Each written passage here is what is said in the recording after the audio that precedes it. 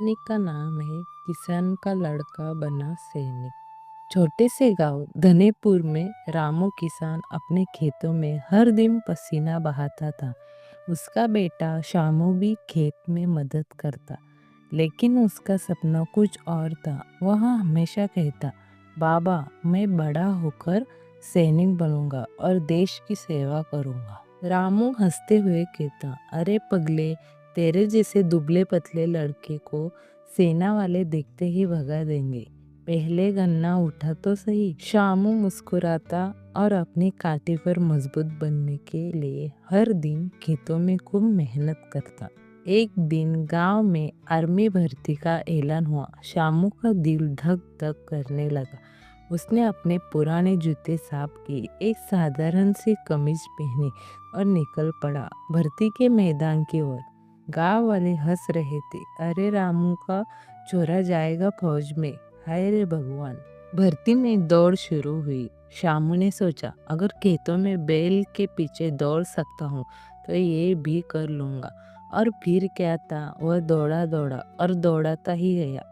उसके साथ के बड़े शहरों से आए लड़के थक कर बैठे गए, लेकिन शामू आखिरी तक डटा रहा।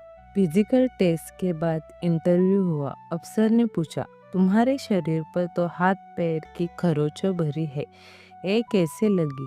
शामू ने सीना चौड़ा कर कहा, सर ये तो खेतों की मेडल है, बबूल के कांटे और हल की मुठ से मिली है। सभी अफसर उसकी सच्चाई और जज्बे पर मुस्कुरा उठे। कुछ हफ्तों बाद शामू के घर एक चिट्ठी आई, आपका चयन भारतीय सेना में हो गया है। रामू चिट्ठी पढ़ते हुए खुशी से उछल पड़ा। पूरे गांव में लड्डू बटे। जो लोग पहले हंसते थे वही अब तारीफों के फूल बांध रहे थे। सेना की ट्रेनिंग आसान नहीं थी। सुबह 4 बजे उठकर दौड़, अभ्यास, हथियारों की ट्रेनिंग। शामू ने सब कुछ बिना शिकायत के किया। जब भी थकता उसे अपने बाबा का मुस्कुराता चेहरा याद आता और वह फिर से जोश में आ जाता। कुछ सालों में शामू के एक वीर सैनिक बन गया। जब छुट्टियों में वह वर्दी पहनकर गांव लौटा तो बच्चे उसे देखते ही जय हिंद भैया कहते और बूढ़े भी उसे आशीर्वाद देते।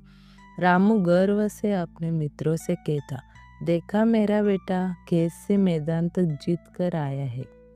शामू जानता था कि असली सैनिक वही होता है जो न केवल लड़ाई लड़ता है बल्कि देशवासियों के दिलों में भी सम्मान कमाता है।